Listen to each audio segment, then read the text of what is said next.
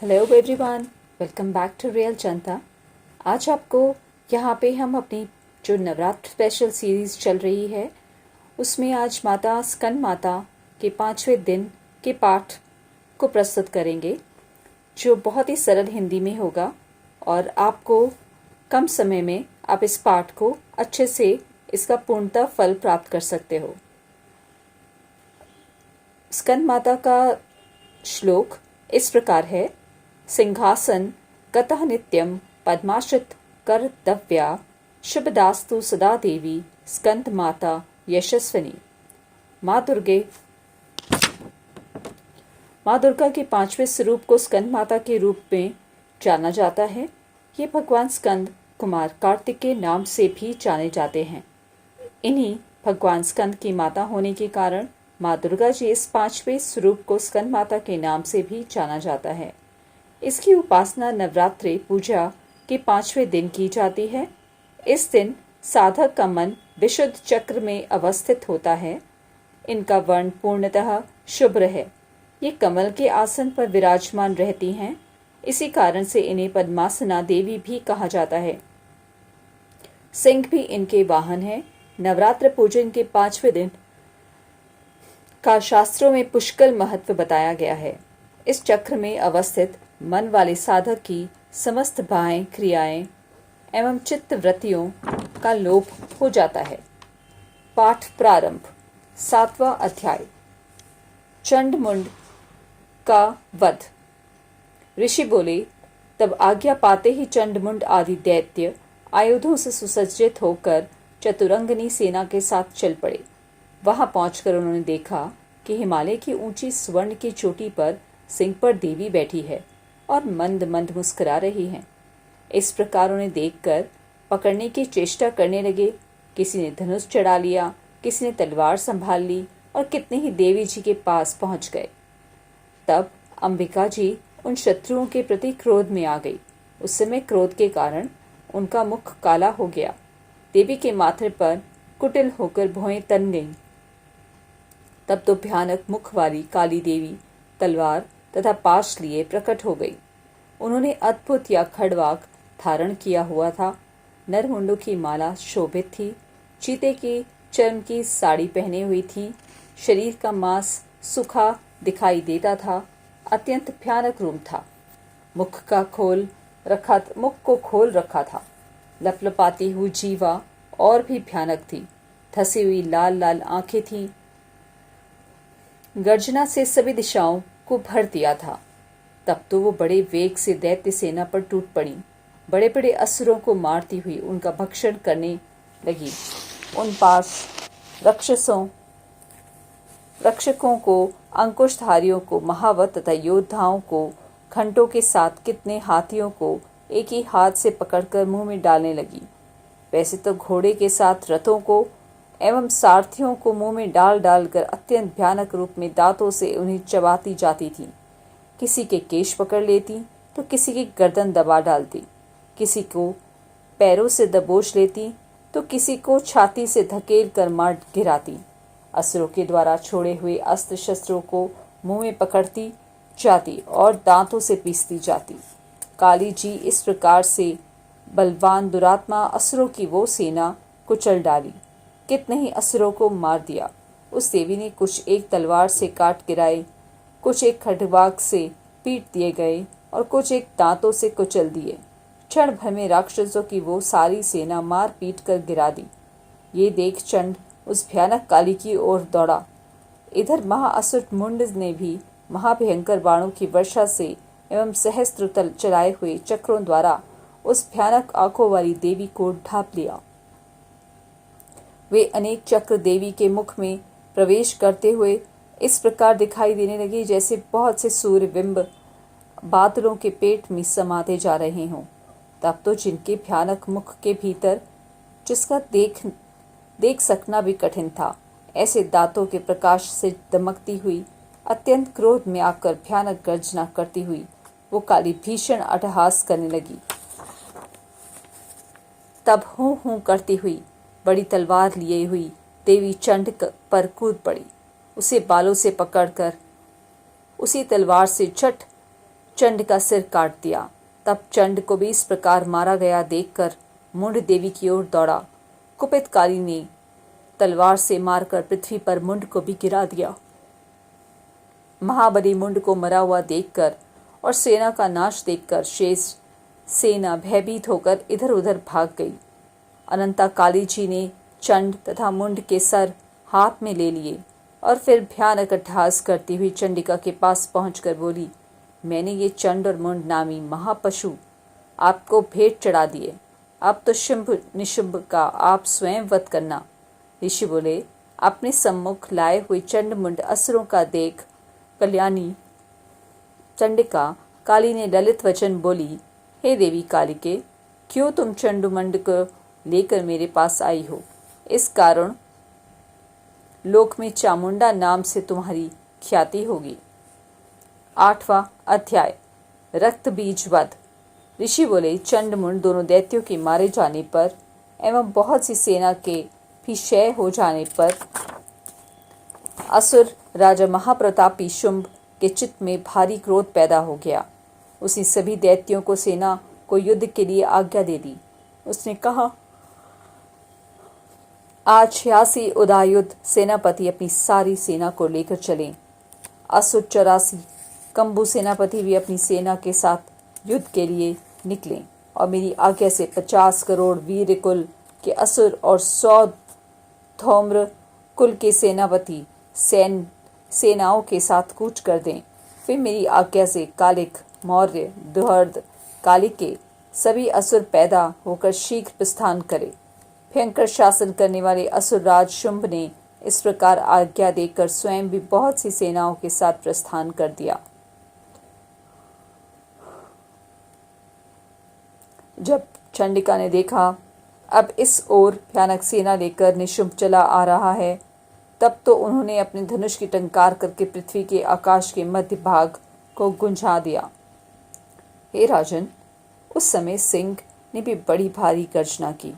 फिर अंबिका जी के ने घंटा बजाकर उस गर्जना को और भी बढ़ा दिया। उस शब्द को सुनकर दैत्य सेनाओं ने आकर चारों ओर से देवी, सिंह और काली को क्रोध के साथ घेर लिया। इसी अवसर के मध्य में, हे राजन, दैत्यों के नाश के लिए तथा देवताओं की वृद्धि के लिए अत्यंत बल एवं पराक्रम से संपन्न होकर ब्रह्मा, विष्णु, शिव, कार्तिकेय, स्वामी इंद्र आदि देवों की शक्तियां उन्हीं के शरीरों में निकलकर उन्हीं रूपों में चंडिका के पास आ गई। जिस देवता का जो रूप, जैसा भूषण और वाहन है, उन्हीं वस्तुओं से संपन्न होकर देवता शक्ति वही रूप धारण कर दैत्यों के साथ युद्ध करने आ गई। ब्रह्मा जी की शक्ति, जिसे ब्राह्मणी कहा जाता है, जो हंसों से जुते हुए विमान पर आरूढ़ थी, अक्षस्युए कमंडल से शोभित थी, सबसे प्रथम उपस्थित हुई। महेश्वर की शक्ति वृषभ पर विराजमान, सुंदर त्रिशूल धारण किए, महासर्पों के कंकन धारण किए, मस्तक पर चंद्र रेखा सुशुभ थी, वो मातेश्वरी शक्ति आई। कार्तिकेय स्वामी की शक्ति, हाथ में शक्ति लिए मोर पर आरूढ़ वह रूपणी कुमारी अंबिका शक्ति दैत्यों से युद्ध करने आई। वैसे ही विष्णु की शक्ति गरुड़ पर सवार होकर शंख, चक्र, गदा, शांग और खंग हाथ में लिए वहां वैष्णवी शक्ति आ गई। यज्ञ वराह का विचित्र रूप धारण करने वाले विष्णु की वाराही शक्ति वैसे ही शरीर धारण करके वहां आई। नृसिंह जी के समान शरीर को धारण किए, गर्दन के बालों के फटकारने से आकाश को तारों से बिखेरती हुई नारसिंह की शक्ति वहां पर आई। इंद्र की शक्ति, इंद्र के समान रूप वाली 1000 नेत्र धारण किए, वज्र हाथ में लेकर ऐरावत गजराज पर आरूढ़ होकर वहां आ गई। तब उन शक्तियों के घिरे हुए शंकर जी ने चंडिका से कहा, मेरी प्रसन्नता के लिए तुम शीघ्र इन असुरों का संहार करो। तब देवी के शरीर से अत्यंत भयानक सैकड़ों गीदड़ियों की भांति हूँ करती हुई बड़ी चंडिका शक्ति प्रकट हो गई। तब उस अपराजिता देवी ने धुएं जैसे जटा वाले शिव से कहा, भगवान, आप दूत बनकर शुंभ निशुंभ के पास जाएं। वहां जाकर उन महाअभिमानी शुंभ निशुम्भ दानवों को तथा युद्ध में आए हुए दूसरे दानवों को भी कहें कि हे दानवों, यदि तुम लोग जीना चाहते हो तो त्रैलोकी का राज्य इंद्र प्राप्त करे। सभी देवता यज्ञ भाग पाएं और तुम लोग पाताल में चले जाओ। यदि तुम्हें ऐसा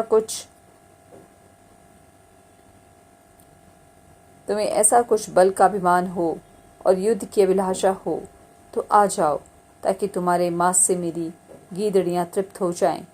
इस दूत रूप में स्वयं शिव को ही देवी जी ने नियुक्त किया।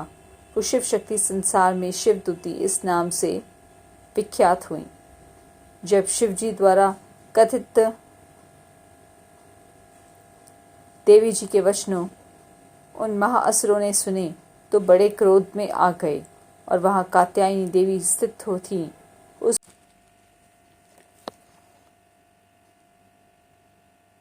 जब शिव द्वारा कथित देवी जी के वचन उन महाअसुरों ने सुने तो बड़े क्रोध में आ गए और वहां कात्यायनी देवी स्थित थी, उस ओर बढ़ने लगे।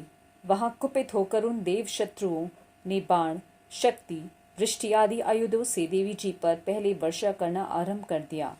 तब टंकार करके धनुष द्वारा पैने पैने बाण छोड़कर देवी जी ने खेल खेल में ही उनके फेंके हुए बाण, शूल, शक्ति, परशु आदि अस्त्रों को काट डाला। फिर काली भी उनके सामने होकर शत्रुओं को शूल के प्रहारों से चीरती, फाड़ती, खंडवाक से कुचलती, मारती, विचरण करने लगी। इधर ब्राह्मणी शक्ति के जिस ओर दौड़ती उसी ओर अपने कमंडल का जल छिड़क देती, जिससे शत्रुओं का पराक्रम एवं तेज नष्ट होता जा रहा था। माहेश्वरी शक्ति ने त्रिशूल द्वारा, वैष्णवी शक्ति ने चक्र द्वारा और कौमारी शक्ति ने शक्ति द्वारा उन दैत्यों को क्षय करना आरंभ कर दिया। ऐन्द्री शक्ति ने वज्र गिराने से सैकड़ों दैत्य दानव विदीर्ण होकर रुधिर के पतनाले बहाते हुए पृथ्वी पर गिरने लगे। वराही शक्ति ने जो कुछ एक को तुंड प्रहार से मार गिराया। कितने दैत्यों की छातियां अपने दाढ़ों के अग्रभाग से चीर डाली। वराही मूर्ति ने चक्र द्वारा बहुत से दैत्य चीर फाड़ डाले। कितने महादैत्यों को नरसिंह की शक्ति अपने नाखूनों से विदीर्ण करके खाने लग गई। कितने दैत्य शिवदूती के कठोर अट्टहास से भयभीत होकर पृथ्वी पर गिरते हुए फिर उन्हें वो छाती खा गई। इस प्रकार अत्यंत कुपित होकर अनेक उपायों द्वारा बड़े बड़े दैत्यों को मारते हुए मातृगण को देखकर देव शत्रुओं के सैनिक भागने लग गए। उन दैत्यों को मृत मातृगण से पीड़ित होकर भागते हुए देखकर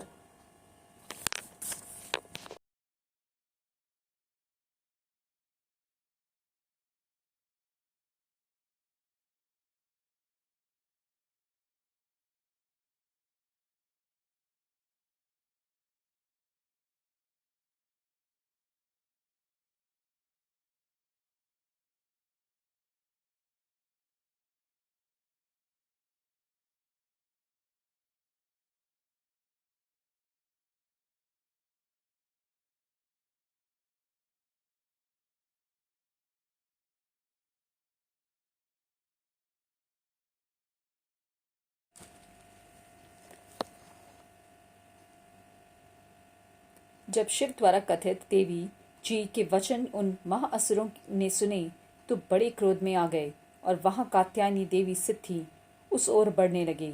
वहां कुपित होकर उन देव शत्रुओं ने बाण, शक्ति, वृष्टि आदि आयुधों से देवी जी पर पहले वर्षा करना आरंभ कर दिया।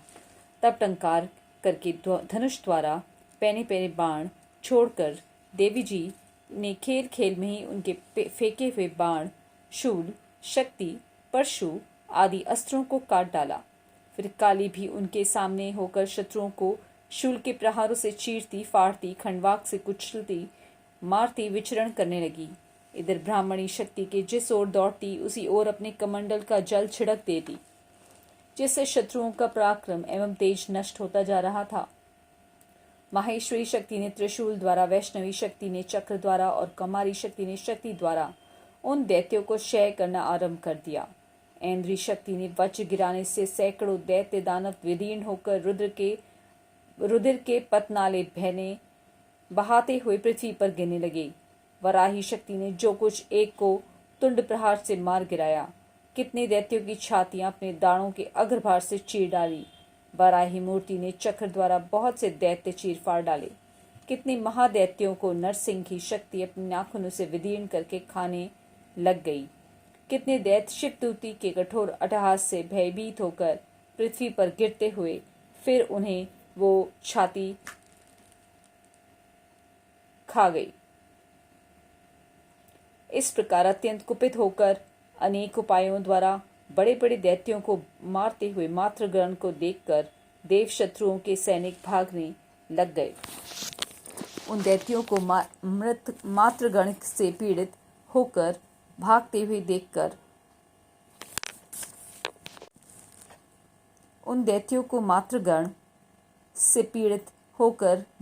देखकर क्रुद्ध महाअसुर रक्तबीज युद्ध करने के लिए आ गया।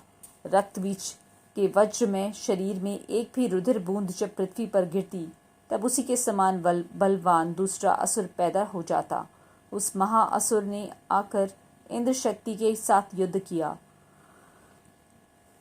तब इंद्र शक्ति ने अपने वज्र के द्वारा रक्तबीज की ताड़ना की।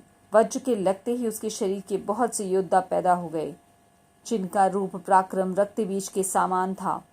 जितनी भी रक्त की बूंदें शरीर से गिरती थीं, उनके उतने ही उसके सदृश बल वीर पराक्रमी पुरुष उत्पन्न हो गए। वे रक्त से उत्पन्न हुए पुरुष भी अत्यंत भयानक अस्त्र शस्त्र से सज्जित होकर मातृ गणों के साथ लड़ने लगे। फिर इंद्र ने वज्र से उसका सिर शत विक्षत कर दिया। उससे रुधिर बह उठा। तब हजारों पुरुष उस रुधिर से पैदा हो गए। वैष्णवी शक्ति ने चक्र द्वारा उसे मारा। इंद्र के साथ गदा द्वारा असुरराज की ताड़ना की। वैष्णवी ने चक्र से क्षत होने पर उन्हें शरीर की जो ही रुधिर स्त्राव हुआ, उससे हजारों उसी के समान महाअसुर पैदा हो गए, जिनसे संपूर्ण जगत भर गया। कुमारी ने शक्ति से उसे मारा। वराही ने तलवार से, माहेश्वरी ने महाअसुर रक्तबीज का त्रिशूल से हनन किया। उस दैत्य से भी गदा द्वारा सभी मातृगणों को पृथक पृथक मारा। उस समय रक्तबीज बड़े क्रोध से समाविष्ट था। शक्ति शूल आदि आयुधों से कई बार विक्षत होने पर उसके शरीर से रक्त प्रवाह के पृथ्वी पर गिरते ही सैकड़ों असुर उत्पन्न हो चुके थे। दैत्य के रुधिर से उत्पन्न उन असुरों से सारा जगत व्याप्त हो गया। उस समय रक्तबीज बड़े क्रोध से समाविष्ट था। शक्ति शूल आदि आयुधों से कई बार विक्षत होने पर उसके शरीर से रक्त प्रवाह के पृथ्वी पर गिरते हुए सैकड़ों असुर उत्पन्न हो चुके थे। दैत्य के रुधिर से उत्पन्न उन असुरों से सारा जगत व्याप्त हो गया। देवताओं को डरा एवं उदास देखकर जब शीघ्र ही चंडिका ने काली से कहा, चामुंडे, तुम अपना मुख और अधिक विस्तार से फैला लो। मेरे अस्त्र के प्रहार से गिरते हुए रुधिर बिंदु और बिंदुओं के से उत्पन्न महादैत्यों को अपने वेगवान मुख द्वारा खाती जाओ और युद्ध भूमि में रुधिरोत्पन्न उन महादैत्यों का भक्षण करती घूमती रहो। इस प्रकार कहकर चंडिका ने रक्तबीज पर त्रिशूल से प्रहार किया। फिर काली ने रक्तबीज का रुधिर मुख से ग्रहण कर लिया। उस दैत्य ने भी चंडिका पर गदा चलाई, किंतु उस गदापात द्वारा चंडिका को बहुत कुछ भी वेदना ना हुई। रक्तबीज के शत विक्षत शरीर से जो बहुत सा रुधिर गिरने लगा, उसे चामुंडा मुख द्वारा पीती हुई और भी रक्तपात से दैत्य उत्पन्न हो गए थे, उन्हें भी मुख में डालती गई। इस प्रकार चामुंडा ने सभी दैत्य खा डाले और रक्तबीज का रुधिर भी पी डाला। तब देवी ने शूल, वज्र, तलवार, रिष्टि आदि आयुधों से हीन उस महाअसुर रक्तबीज को मार दिया। शस्त्र समूहों ने आहत होकर वो पृथ्वी पर गिर पड़ा। हे राजन, रुधिर तो उसका चामुंडा ने भी पी लिया था। उसकी मृत्यु होने पर देवता परम प्रसन्न हुए। मातृगण उसका रुधिरापन के मद से उन्मत्त होकर नृत्य करने लगा। जय माता दी, जय माता दी, जय माता दी।